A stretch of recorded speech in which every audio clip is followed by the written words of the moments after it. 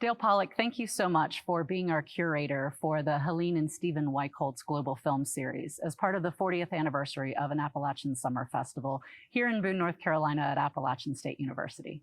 It's a pleasure and an honor to do this. I really enjoyed it. Yes. I think this is probably the film I'm most looking forward to. On July 16th, we will be screening Perfect Days. I think it's a great film to end our series with because you cannot walk out of the theater after seeing this film without a smile on your face. Yeah. And that is brought to you by this amazing Japanese actor, Koji Yakusho, who is a big star in Japan, unknown in America. And I would say maybe 20 to 30% of this film are close-ups on his face. So we get to know him intimately. And his job is something that we laugh at first. Right, he's a toilet cleaner. And for a company that says Tokyo Toilets. Right. And what's interesting on one level is the toilets themselves are architectural marvels. They're like things you've never seen before. And it's a very interesting thread in Japanese society to have these individually designed public restrooms, something that is so foreign to us in this country. And then to have this film, very Japanese movie, all Japanese characters, be co-written and directed by a German director who wrote the script with his collaborator in only 3 weeks, and then made the entire movie in 17 days.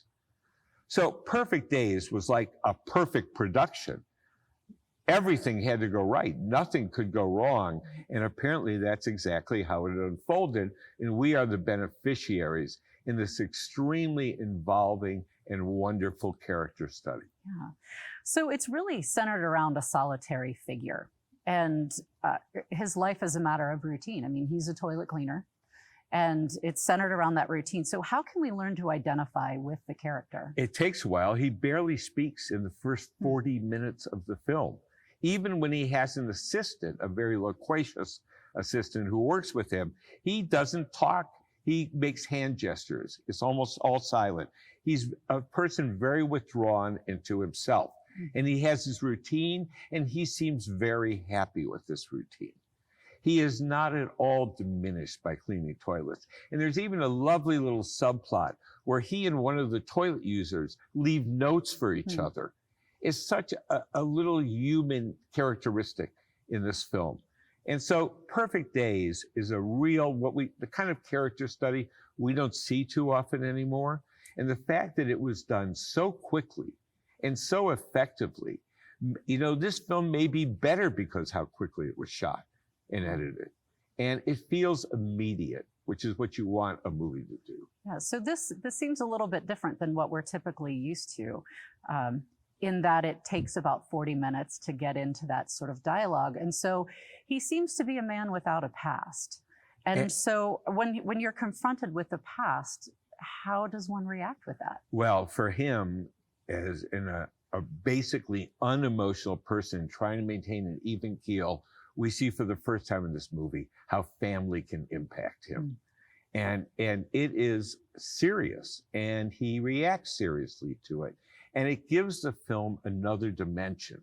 Doesn't change the focus on him, and it doesn't change who he is, but it gives us an insight into another side of him that even he doesn't see coming in this film. And that's what's so nice about it. There's an element of real surprise here.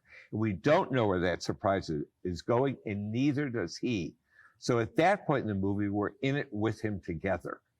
And that's what makes the ending so powerful.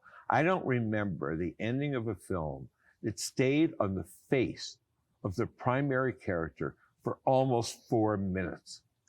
It's that long of a close-up, and it really cements what the film has been about and how this character has evolved in the course of under 2 hours. There's a reason that this was nominated as, for Best International Film and then nominated as one of the 10 nominees for Best Picture. So, you know, in a film that has limited dialogue, I think the soundtrack becomes a very important key to this. And I know for me, that creates such an emotion about a film. Can you talk a little bit about the soundtrack and its impact? Yes, the soundtrack in this film is totally unexpected because it's 60s rock and roll. It's the Kinks. It's the Grateful Dead. It's all these bands that he listens to on their original cassettes. It's very funny when his niece comes to visit him, she has no idea what a cassette is. But I couldn't wait to hear what he was going to play next. He programs his drives around Tokyo, which is a very sprawling city. We know how enormous it is. And his toilets are all over the city, and he plays his cassette tapes on the way to each one. And I looked forward to what he was going to play next. So it's a great mashup of Japanese culture and self-effacement with 60s British and American rock and roll. And this is something Wenders brings to this also, a kind of European sensibility that he gives to this character. But by the end, we're so much in his corner. And we are so moved by the very last shot in the film. I'm not going to say what sets it up, but it is one of the most emotional moments I had with any movie this year. This film ends with a wallop. So do you think that the actor he won the best award? Best actor at Cannes Film Festival. Which is incredible and well deserved for that. And so what is it in his performance that you think gives him that praise? It's the honesty. The honesty of his face. You can't hide what your face is feeling.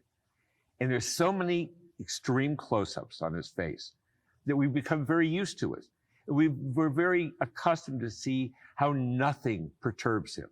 How is he's such a balanced person that nothing can knock him off until something does. And that's what sets up the ending. So it's a textbook film in how do you take a character from point A to point B and then a very unexpected point C. And it's done effortlessly in this film. And the idea of this melding a European director and a Japanese writer, it just yields such an interesting result in how the story is structured and how it ends. Yeah. Well, and with our theme of pursuit of happiness, I think this film on July 16th, Perfect Days, is a really great opportunity to explore that pursuit of happiness. And to see how a character explores it and works it out and benefits from it. Yeah. Dale, thank you so much, and looking forward to this on July 16th. Thank you, Elizabeth. Me too. Thank you.